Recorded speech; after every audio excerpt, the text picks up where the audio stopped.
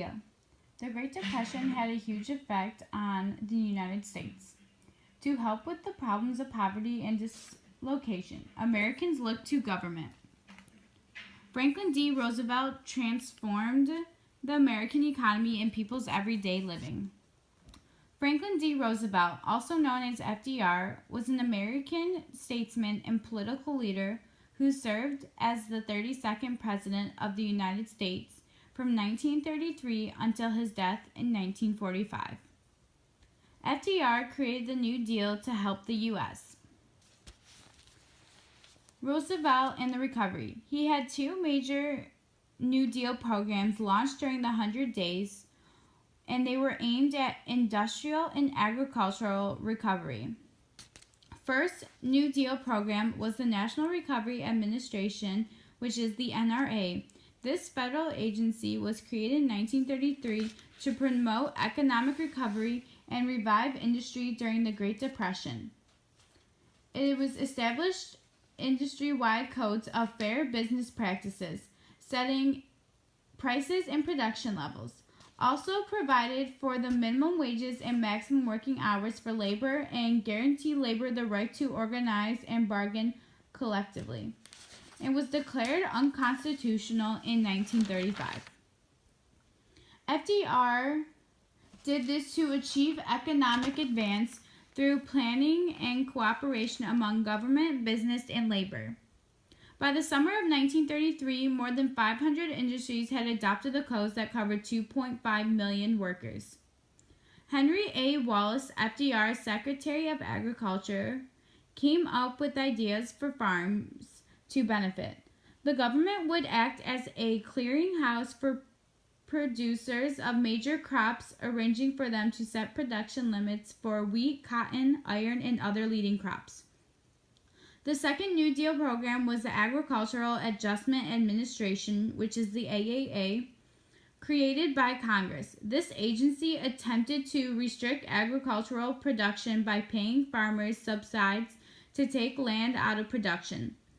This was to raise farm prices. Supreme Court declared this unconstitutional in 1936. The AAA program worked better in 1934 and 1935 as land removed from production led to smaller harvesting and rising farm prices. Farm income rose for the first time since World War I, increasing from $2 billion in 1933 to $5 billion by 1935. The Dust Bowl conditions on the Great Plains worsened. The Dust Bowl was brought on by drought and soil erosion brought on by overfarming, turning the agricultural land of the Great Plains into a giant dust bowl during the 1930s. Giant storms forced farmers to abandon their land. Civilian Conservation Corps, also known as CCC, was a popular New Deal program. The CCC was created by Congress to provide young men between ages 18 and 25 with government jobs in reforestation and other conservation projects. This employed over 300,000 men and women. CCC enrolled young males from city families in relief and sent them to work on the nation's public lands, cutting trails, planting trees, building bridges, and paving roads. 2 million young men served in the CCC. The final commitment to the idea of work relief came in 1935 when Roosevelt established the Works Program Administration, also known as WPA, to spend nearly $5 billion. Works Progress Administration, the WPA, Congress created this New Deal agency in 1935 to provide work relief for the unemployment. Federal works projects included building roads, bridges, and schools. The WPA also funded projects for artists, writers, and young people. It eventually spent $11 billion on projects and provided employment for 8.5 billion people. In 1935, the New Deal shifted from helping with relief and recovery to reform. FDR's first 2 years in office had focused on fighting the Great Depression by building up the economy. TVA was built to help in national life. The Social Security. New Congress met in January 1935. Roosevelt was ready to support a series of reform measures designed to take the edge off the nation. Congress quickly approved $4.8 billion for the WPA and was prepared to enact virtually any proposals that Roosevelt offered. Social Security's Act was enacted in 1935. This was a system of old age, unemployment, and survivors insurance funded by wage and payroll taxes.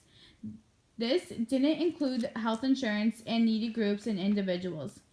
The Townsend movement had reminded Americans that the U.S. had never developed a welfare system to aid the aged, the disabled, and the unemployed.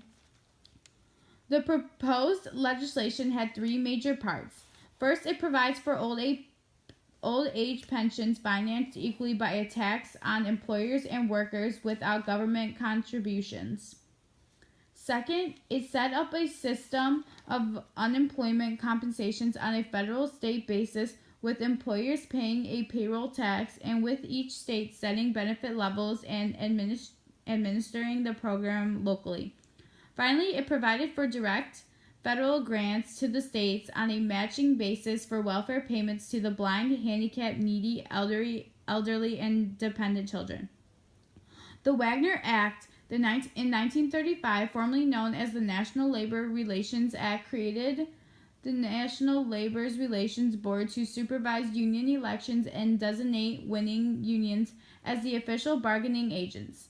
The board could also issue cease and desist orders to employers who dealt unfairly with their workers. The New Deal had a broad influence on the quality of life in the U.S. in the 1930s.